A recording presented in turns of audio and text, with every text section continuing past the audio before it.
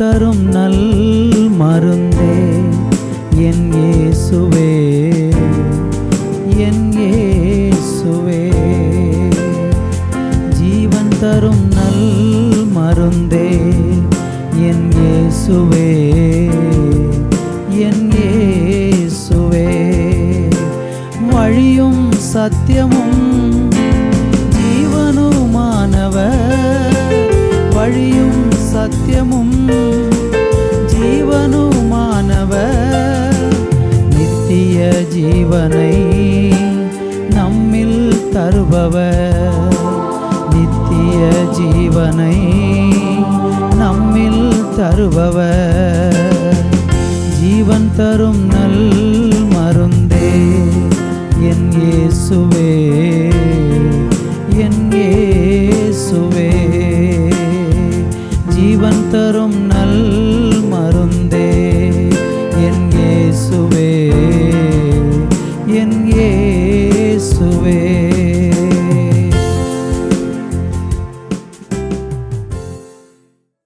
Thoothukudi revival Christian assembly ministries வழங்கும் ஜீவன் தரும் நல்மருந்து என்ற இந்நிகழ்ச்சிக்கு உங்களை அன்புடன் வரவேற்கிறோம்.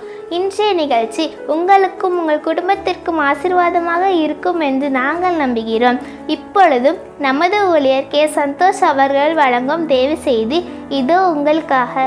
கிறிஸ்துவுக்குள் மிகவும் பிரியமான என் அன்பு தேவனுடைய பிள்ளைகளே, கர்த்தராய் இயேசுவின் நாமத்தில் உங்களை அன்போடு கூட நான் வாழ்த்தி வரவேற்கிறேன். இந்த நாளிலே ஜீவன் தரும் நல்மருந்து என்கிற இந்த சிறப்பான நிகழ்ச்சியிலே உங்களை சந்திப்பதில் நான் மிக்க கர்த்தருக்குள் மகிழ்ச்சி அடைகிறேன். ஆண்டவருடைய கிருபையினாலே பல வருடங்களாக இந்த நிகழ்ச்சியானது தொலைக்காட்சியின் மூலமாக இன்னும் யூடியூபின் மூலமாக இந்த நிகழ்ச்சி தொடர்ந்து உலகத்தின் பல பகுதிகளில் அநேக மக்களுக்கு ஆசீர்வாதமாக இருந்து வருகிறது. உங்களுக்கும் இந்த நிகழ்ச்சி கட்டாயம் ஆசீர்வாதமாக இருக்கும் என்பதில் சந்தேகமில்லை.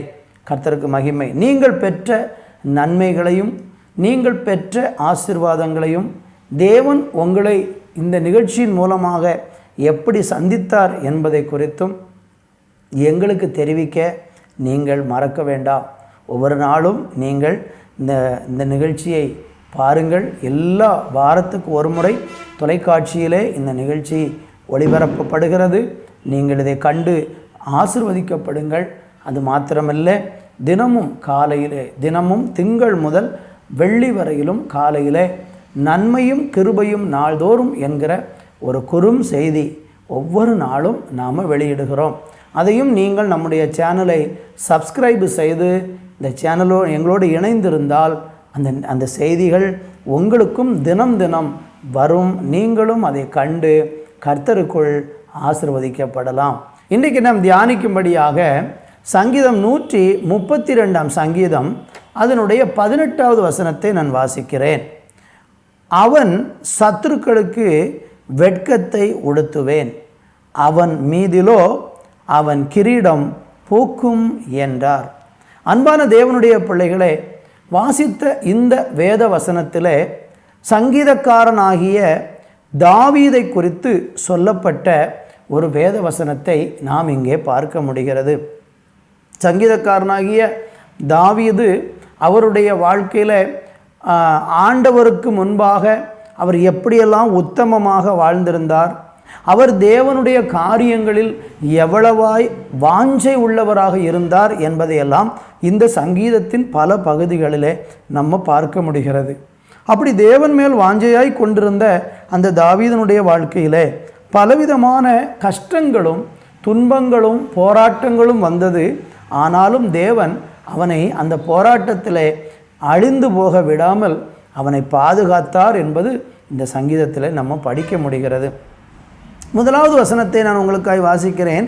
கர்த்தாவே, தாவீதையும் அவனுடைய சகல உபத்திரவத்தையும் நினைத்தருளும். பார்த்தீங்களா, சங்கீதக்காரன் தாவீது மிகுந்த உபத்திரவத்தின் வழியாக அவர் கடந்து சென்றதாக வேதம் சொல்லுகிறது.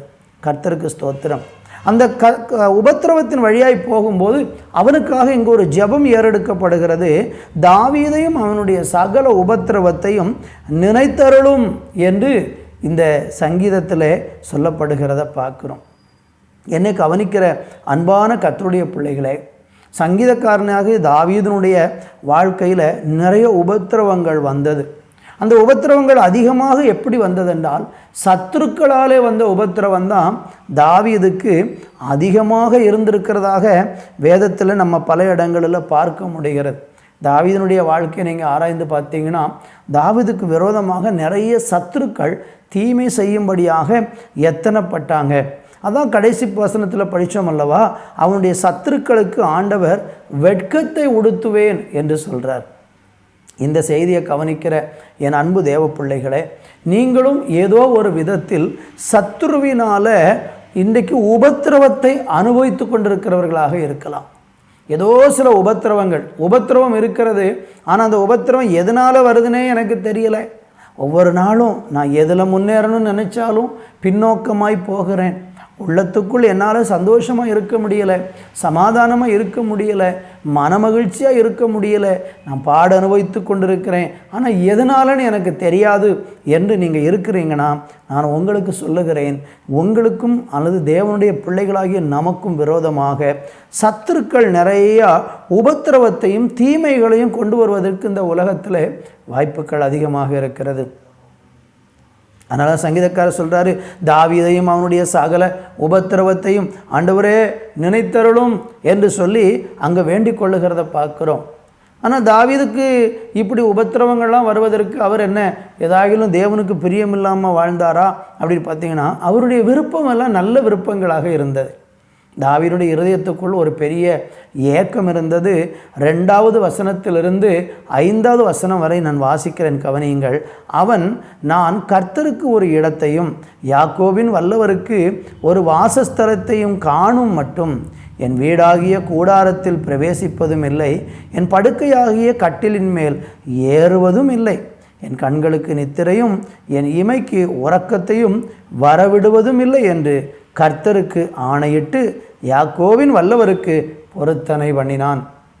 அன்பு தேவ பிள்ளைகளே, தாவீதினுடைய இருதயத்தில் நல்ல எண்ணங்கள் இருந்திருக்கிறது. அவனை கர்த்தர் ஆசீர்வதித்து அவனை உயர்த்தி அவனுக்கு ஆண்டவர் ஒரு வீட்டை கட்டி கேதுரு மரங்களினாலே கட்டி உண்டாக்கின அந்த வீட்டிலே தாவீது குடியிருக்கும் போது அவனுடைய உள்ளத்துக்குள் ஒரு ஏக்கம் வருகிறது. ஆண்டவரே, உமக்காக நான் ஒரு வாசஸ்தலத்தை கட்ட வேண்டும், உமக்காக நான் ஒரு ஆலயத்தை கட்ட வேண்டும் என்று அவன் ஏங்கி நின்றதை குறித்து வேதத்தில் நம்ம படிக்க முடிகிறது. நீங்கள் நேரம் எடுத்து 2 சாமுவேல் 7ஆம் அதிகாரம் 1லிருந்து கீழே உள்ள வசனங்களை நீங்கள் வாசித்து பாருங்கள். 1லிருந்து 2, 3 வரை உள்ள வசனங்களை படித்து பாருங்கள். அங்கே தாவீதினுடைய இருதயத்துக்குள் அவருக்கென்று தேவனுக்கென்று ஒரு ஆலயத்தை கட்டணும், நானோ கேதுரு மரங்களினால் கட்டி உண்டாக்கப்பட்ட அரண்மனையிலே வாசமாக இருக்கிறேன், தேவனுடைய உடன்படிக்கை பட்டி திரைச்சீலைகளின் நடுவில் இருக்கிறது என்று சொல்லி அவன் உள்ளத்துக்குள்ளே ஏங்குகிறதை பார்க்கிறோம். என் அன்பு தேவனுடைய பிள்ளைகளை, நீங்கள் ஆண்டவர் மேலே அன்பு வச்சுருக்கிறீங்க, ஆண்டவர் மேலே பிரியம் வச்சுருக்கிறீங்க, ஆண்டவரை நேசிக்கிறீங்க. ஆனாலும் உங்கள் வாழ்க்கையில் உபத்திரவம் முடிவுக்கு வரலையே, பாடுகள் முடிவுக்கு வரலையே, இன்னும் என் வாழ்க்கையில் துன்பம் வந்து கொண்டே இருக்கிறதே அப்படின்னு நீங்கள் பெருமூச்சோடு இருக்கிறீங்கன்னா, கர்த்தர் இன்றைக்கு உங்களுக்கு ஒரு வாக்கு கொடுக்கிறாரு. அவன் சத்துருக்களுக்கு அவர் வெட்கத்தை உண்டாக்க போகிறார். உங்களுடைய சத்துருக்களுக்கு, உங்களை உபத்திரவத்துக்கு உட்படுத்துகிற, உங்களை துன்பத்துக்கு உட்படுத்துகிற சத்துருக்களை ஆண்டவர் வெட்கத்துக்கு உட்படுத்தி அவன் மீதிலோ அவன் கிரீடம் பூக்கும், உங்கள் மேலே அவருடைய கிரீடம் பூக்கும் என்று கர்த்தர் இன்றைக்கு உங்களுக்கு ஒரு வாக்குறுதி கொடுக்கிறார். என்னை கவனிக்கிற அன்பான தேவனுடைய பிள்ளைகளே, ஆண்டவருடைய பிள்ளைகளாகிய நம்முடைய விருப்பங்களை அவர் நிறைவேற்றுகிற தேவனாக இருக்கிறார். கர்த்தருக்கு ஸ்தோத்திரம். சங்கீதம் 20ஆம் சங்கீதம் 4வது வசனத்தை நீங்கள் வாசித்தீங்கன்னா, தேவனுக்கு பிரியமானவர்களுடைய விருப்பங்களை ஆண்டவர் நிறைவேற்றுவேன் என்று சொல்கிறார். உங்கள் இருதயத்துக்குள்ளே இப்படிப்பட்ட ஒரு ஏக்கமும் விருப்பமும் இருக்கிறது. ஆனால் மறுபக்கத்தில் சத்துருக்களால் நெருக்கம் வருகிறதுன்னு சொல்லி நீங்கள் சோர்ந்து போக வேண்டாம். சத்துரு கொண்டு வரக்கூடிய எந்த ஒரு உபத்திரவத்தையும் நீங்கள் ஜெயிச்சு நீங்கள் என்ன விரும்புகிறீங்களோ கர்த்தர் அதை நிறைவேற்றுவார். நாம் சொன்ன அந்த 2 சாமுவேலின் புஸ்தகத்தில் 7ஆம் அதிகாரத்தை நீங்கள் முழுக்க படித்து பாருங்கள். அங்கே கர்த்தர் சொல்கிறாரு, உன் விருப்பத்தின்படி நான் உனக்கு செய்ய போகிறேன், ஆனால் நீ எனக்கு ஆலயம் கட்டுவதில்லை, உன்னுடைய குமாரன் எனக்கு ஆலயத்தை கட்டுவான் என்று சொல்லி தாவீதோடு கர்த்தர் பேசி சாலமோன் மூலமாக அந்த தாவீதனுடைய விருப்பத்தை ஆண்டவர் நிறைவேற்றினார். சாலமோன் என்ன செய்கிறார்? அவர் ஆசீர்வதிக்கப்பட்ட போது சொல்கிறாரு, தாவீதுக்கு கர்த்தர் வார்த்தையினால் சொன்னதை கரத்தினால் நிறைவேற்றினார் என்று சாலமோன் அதை அறிக்கையாகவும் சாட்சியாகவும் சொல்லுகிறதை நீங்கள் அங்கே பார்க்க முடியும். ஆலயத்தெல்லாம் கட்டி முடித்த உடனே சாலமோன் அப்படியாக தேவனுக்கு முன்பாக ஒரு அறிக்கை விடுகிறதை பார்க்கிறோம். அன்பு தேவ பிள்ளைகளே, உங்களுக்கும் எனக்கும் கர்த்தர் சொன்ன வார்த்தையை நிச்சயமாக ஆண்டவர் நிறைவேற்ற அவர் வல்லவராக இருக்கிறார்.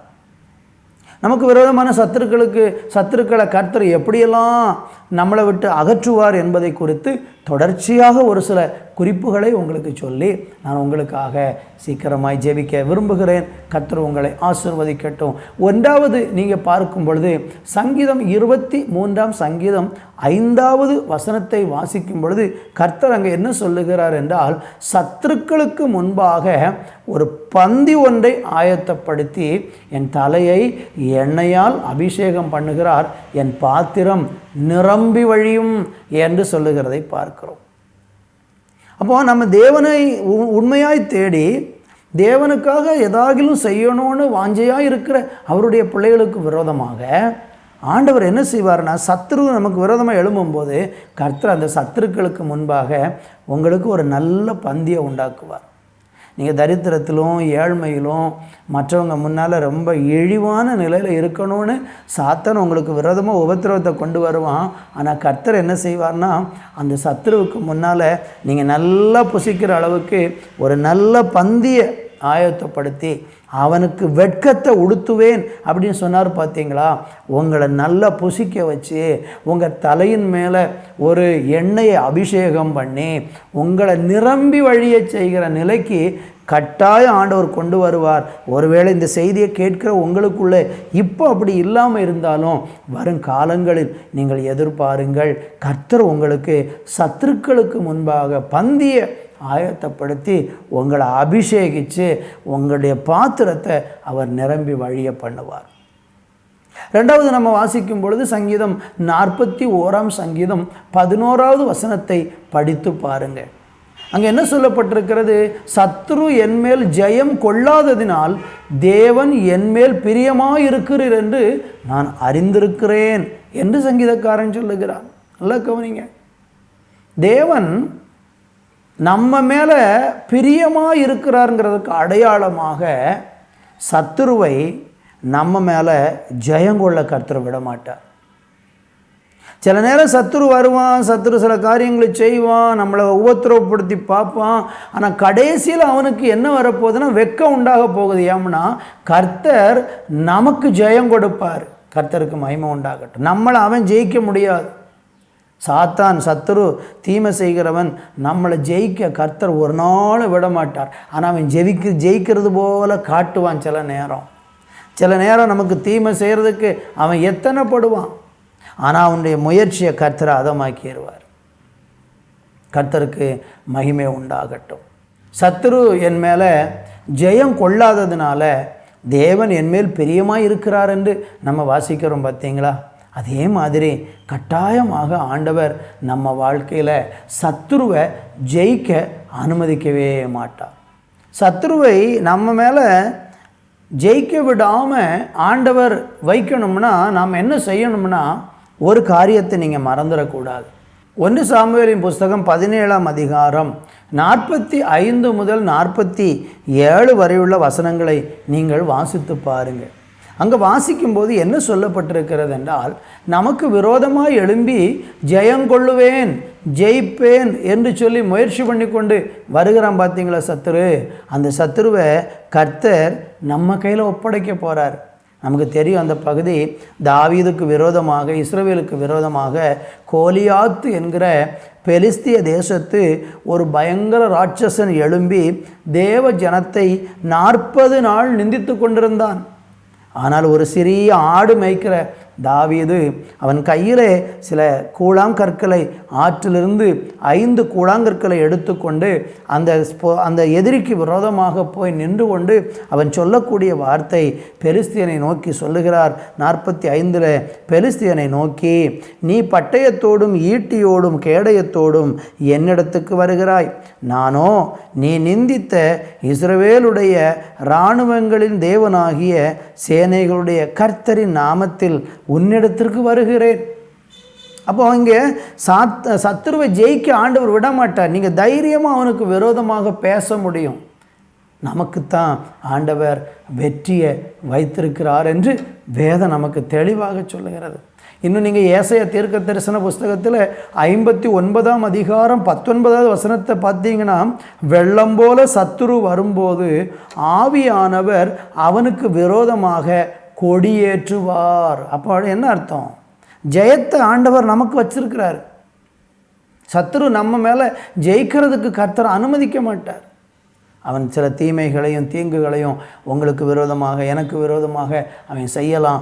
ஆனாலும் அவனுடைய தீமைகளை எல்லாம் கர்த்தர் அதமாக்கி போட்டு அவருடைய பிள்ளைகளாகிய நமக்கு ஒரு பெரிய வெற்றியை வச்சிருக்கிறாரு. நீங்கள் தான் ஜெயிப்பீங்களே தவிர சத்துரு உங்கள் மேலே ஜெயம் கொள்ள தேவன் விடமாட்டார். காரணம், அவனை சிலுவையில் என் ஆண்டவராக இயேசு ஜெயித்திருக்கிறார். கர்த்தருக்கு மகிமை உண்டாகட்டும். அடுத்து நீங்கள் படித்து பார்த்தீங்கன்னா ஆதியாகமம் புஸ்தகம் 49ஆம் அதிகாரம் 8வது வசனத்தை வாசித்து பார்த்தீங்கன்னா, யூதாவை குறித்து யாக்கோபு ஆசீர்வதித்து சொல்லுகிற ஒரு வார்த்தை இருக்கிறது. அது என்னவென்றால், உன் கரம் சத்துருக்களுடைய பிடரியின் மேல் இருக்கும் அப்படின்னு கர்த்தர் சொல்கிறார். யூதாவை ஆசீர்வதித்து சொல்லும்போது யாக்கோபு சொன்ன வார்த்தை என்ன சொன்னார்? உன் கரம் சத்துருக்களுடைய பிடரியின் மேல் இருக்கும். அவருடைய பிள்ளைகளாகிய நமக்கு ஆண்டவர் கொடுக்கிற ஒரு வாக்குத்தத்தம் யூதாவுக்கு சொன்னதை கர்த்தர் நமக்கு சொல்கிறாரு. நம்ம சத்துருக்களுடைய பிடரியின் மேலே நம்முடைய கரத்தை வைக்கிற அளவுக்கு தேவன் நம்மளை உயர்த்தி வச்சிருக்கிறார். நல்லா சிந்திச்சு பாருங்கள். ஏன்னால் நீங்கள் சத்துருவுக்கு விரோதமாக சத்துரு உங்களுக்கு எவ்வளவு உபத்திரவம் துன்பத்தை கொடுத்தாலும் நீங்கள் கலங்க வேண்டாம், பயப்பட வேண்டாம். நம்ம தைரியமாக நிற்போம், தேவனுக்காக நிற்போம். அவன் வரும்போது சில நேரம் வெள்ளம் போல வருவான். ஆனால் அவன் வெள்ளம் போல வந்தாலும் நம்மளை ஜெயிக்க முடியாது, நம்மளை வாரிக்கொள்ளலாம் முடியாது, நம்மளை மேற்கொள்ளலாம்னு சொல்லி அவன் நினைப்பான். ஆனால் ஆண்டவர் ஒரு நாளும் நம்மளை ஜெயிக்கிறதற்கு அனுமதிக்கவே மாட்டார். என் அன்பு தேவனுடைய பிள்ளைகளே, இந்த நாளில் சத்துரு இப்படிப்பட்ட காரியங்களை நம்முடைய வாழ்க்கையில் செய்ய முயற்சித்தாலும் தேவன் நமக்கு ஜெயத்தை வைத்திருக்கிறார். கர்த்தருக்கு மகிமை உண்டாகட்டும். இன்னும் நீங்கள் யாத்திராகமம் புஸ்தகம் 23ஆம் அதிகாரம் 33வது வசனத்தை வாசிக்கும் பொழுது வேதம் சொல்லுகிறது, அவருடைய வார்த்தையை கேட்டு அவர் சொல்லுவதை செய்தால், வேதம் சொல்லுகிறது, சத்துருவுக்கு சத்துருவாகவும் விரோதிக்கு விரோதியாகவும் இருப்பேன் அப்படின்னு சொல்கிறார். நாம் ஆண்டவருடைய வார்த்தையை கேட்டு அவருடைய சொல்லுக்கு நம்ம செவி கொடுத்து நம்ம செயல்பட்டால் ஆண்டவர் சொல்கிறாரு, உன் சத்துருவுக்கு நான் சத்துருவாகவும் உன் விரோதிக்கு நான் விரோதியுமாக இருப்பேன் அப்படிங்கிறார். பார்த்தீங்களா, நமக்கு விரோதமாக எழும்பக்கூடிய சத்துருக்களுக்கு யார் சத்துரு? தேவன் தான் சத்துருவாக இருப்பார். விரோதியாக எழும்புறானா ஆண்டவர் விரோதியாக எழும்புவார். அதான் வேதத்தில் சொல்கிறார். ஆண்டவர் சொல்கிறார், இஸ்ரவேல் ஜனங்களுக்கு சொல்லும்போது இந்த காரியத்தை ரொம்ப உறுதியாக சொல்லுவார். எகிப்திலிருந்து புறப்பட்டு வரும்போது கூட சொல்லுவார். பார்வோன் அவனுடைய சேனையும் தேவஜனத்துக்கு விரோதமாக தீமை செய்ய நினச்ச போது கூட ஆண்டவர் சொல்லுவார். என்ன சொல்லுவார்? நீங்கள் சும்மா இருப்பீங்க, நான் உங்களுக்காக யுத்தம் பண்ணுவேன். அப்போ ஆண்டவர் நம்முடைய சத்துருக்களுக்கு சத்துருவாக இருப்பார். ஒரு நாளும் நம்முடைய சத்துருக்களுக்கு ஆண்டவர் சாதகமாக போகவே மாட்டார். உங்களுக்கு சத்துருனா அது அவருக்கு சத்துரு.